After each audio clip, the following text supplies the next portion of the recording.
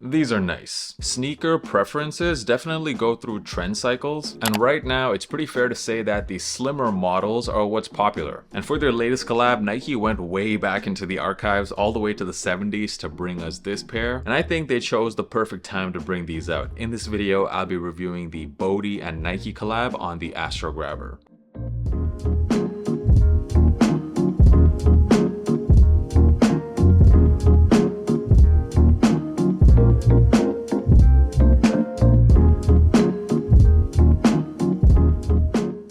So these did initially release on Bode.com. On April the 18th, the retail price was $160. And then we saw the Sneakers app release a couple of weeks later on May the 1st. Quantities were extremely limited. These were very difficult to get. And they did drop in two different colorways, this natural one. And there was also a black leather version with a white swoosh. And not just the shoes, there was a very nice clothing drop as well, which all immediately sold out too. And if you were wondering why exactly did these sell out instantly, well, we have to talk about the brand behind this collab, and that is New York-based luxury clothing brand Bode, who I would say has one of the most unique aesthetics in fashion. Founded back in 2016, the brand produces one-of-a-kind handcrafted clothing, and it's usually made from very unique fabrics such as quilts and even bed linens. And for the release, the founder of the brand, Emily Adams Bode Astrograbber, I hope I said her name right, she visited the Nike headquarters, looked into the archives, and was drawn to this model, the Astrograbber, and a lot of it had to do with the story about these shoes. So the Astrograbber was in fact a follow-up to the Waffle Trainer, which I'm sure you guys are familiar with. The shoes released in 1974, and if you're wondering why are they called Astrograbber, it sounds like some science fiction type of name. Well, that's because right around that time in the early 70s, we saw AstroTurf becoming very popular, and that surface started becoming widely used in pro sports. So Nike released this shoe, which had an outsole that was designed to give you better grip on turf, and the shoes were initially adopted by football players. In fact, it was supposed to be a football cleat, and interestingly enough, it was the first ever Nike sneaker to be featured on the cover of Sports Illustrated. However, the sneaker did end up getting phased out, and we actually never had a retro of this shoe until right now, almost 50 years later. And I find that that story goes really well with Bode's brand. Every one of the pieces of this brand has a lot of history attached to it, and I'm pretty impressed with what they came up with here. Let's start off talking about the box, which maybe deserves its own video. There is something to be said for presentation, and the fact that the box literally came gift wrapped was very nice to see. And the box also seems to be made out of felt, which is a really interesting texture to feel on a shoebox, just not something you usually see. You also get a transparent lid through which you can see the striped paper that comes with the shoes. So just opening the box, you feel like you're getting something special here. And looking at the shoes now, this is the natural colorway, which was definitely the pair I liked the most out of the two. It reminded me a lot of many of these Stussy and Nike collabs I've seen in the past, which have that very similar fossil color and also seems to be made of similar materials. I actually found pictures of some old pairs from the 70s of the Astrograbber, and there are some of them that look very similar to the one that Bode came up with. It also seems like with this pair, they have changed the design of the Astrograbber quite a bit, so this suede panel back here is not as big. And also on the OG pairs, you can see that that waffle outsole was quite exaggerated. It even overlapped and came over the midsole at some points, especially near the front of the shoe. So it does seem like they made an effort to make the shoe not look so much like a performance sneaker and instead look more lifestyle. And there's also quite a mix of materials being used on the shoe. The majority of this upper seems to be made out of like a textile material. And then you can also see along the edges a mud guard, which seems to be made of canvas. Now it must be said, guys, a material like this is definitely quite difficult to clean if you get some stains on it, which is why I wouldn't make this like a daily beat or anything like that. You want to make sure it still looks nice and crisp, so be very careful when wearing this shoe. You get this nice leather swoosh on here, which is done in black, and the laces do go through a suede panel. You have the Bode logo on the tongue of the sneaker, and then on the laces you actually get these charms. There's 5 of them in total that I can count. All of them seem to have the Nike swoosh on them. There's a little sailboat and a football on the left pair. The right pair features a lobster, an airplane, and also I believe a dog. It's pretty cool. I like it. It's kind of playful. It reminds me of Crocs in a way. You can buy those, I believe they're called gibbets, to customize your Crocs. And the shoes also come with this felt bag, which I believe is for storing your little charms if if you don't want them on the shoe. It seems like Nike is really making an effort to go through their archives and bring back some of their slimmer models from the early days. They also recently brought back the Nike Field General 82, which was actually also a football shoe originally. And I do actually believe that this is a response to just how popular Adidas models have been recently, the older, slimmer ones like the Gazelles, the Sambas. Nike also recently announced that they will be scaling back production of the Air Force One for like the first time in a long time. So I do think it's quite clear that the chunkier models nowadays are just not selling as much as they used to. The slim shoes definitely seem to be taking over. Throwing these on feet now, I was genuinely quite surprised with how comfortable these shoes felt, because I was expecting these to feel like the Sambas, for example. Sambas have a very flat feeling when you have them on feet, and they are quite firm. Definitely not the most comfortable shoes out there. However, these, because they do have this waffle outsole, it kind of softens each step that you take. So even though there's no actual cushioning in the shoe, it almost feels like there is because of the waffle outsole. So I can definitely say that these shoes, I find them to be a lot more comfortable than your classic Adidas models. And when it came to sizing on the Bode website, they did recommend going a half size up. My true size is a size 11, so I got these in an 11.5. And yeah, I'm glad I listened to them because these fit absolutely perfectly. No heel slippage either, and they are the perfect width as well. And I guess because the materials on these are quite soft, they just felt like they were already broken in. I think even if you have wider feet, you can still get away with just going a half size up. I don't think it's necessary to go up a full size with this one. Just to give you some reference, I wear the same size in these as I do the Adidas Samba, which is an 11.5. And some other Nike shoes like the Air Max 1, I go with my true size. Similarly, in all Jordans as well, I wear a US 11. But going up a half size in these is definitely what I recommend. Looking at what these are going for on the resale market, both the natural pair and the black one, they're both selling for, I would say, fairly above retail, like not too much. Prior to the release, it felt like there was a lot of hype on the shoe just based on what I saw on Instagram. Turns out I was wrong though. They're not going for much more above retail. I feel like people are kind of sleeping on this. The more the word gets out, I feel like the prices are going to start going up. So if you do like the shoe, I would suggest getting them now rather than later. I will leave some StockX links in the description. Overall, here's my thoughts on the Nike Astrograbber collab with Bode. Stylistically, I really like these shoes. They fit perfectly with my current style. I feel like these are kind of no-brainers in the sense of you can really wear these with anything. However, I do kind of feel like these are a get it for retail or pass type of shoe. I don't know if I'd want to pay resale for these because I do think Nike is going to start releasing a lot of general release colorways of the Astrograbber. Some of them might look quite similar to this, especially if you're after that black pair. I feel like you can literally just buy the Field General, which dropped in the same color, and you can even get for under retail right now, less than $100. And they're, in my opinion, almost identical looking shoes. I also feel like there's several other Nike models that do look very similar to this, like the Waffle Trainer, like the Tailwind 79. That being said though, I love the look of this shoe and I am excited to wear it this summer. By the way, I did manage to get my pair for retail thanks to a notification from my Discord group, which is Escape Notify. If you are based in the EU and you want to improve your chances of getting sneakers for retail, make sure you check out Escape Notify. The link can be found in the description. And also make sure you're subscribed to the channel because I'm dropping tons of content every single week for you guys. Sneakers, streetwear, how to style, all that good stuff. If you're looking for inspiration on how to style your sneakers, make sure you check out my Instagram. That's where I'm the most active. And thanks for stopping by, guys. I'll see you guys in the next video.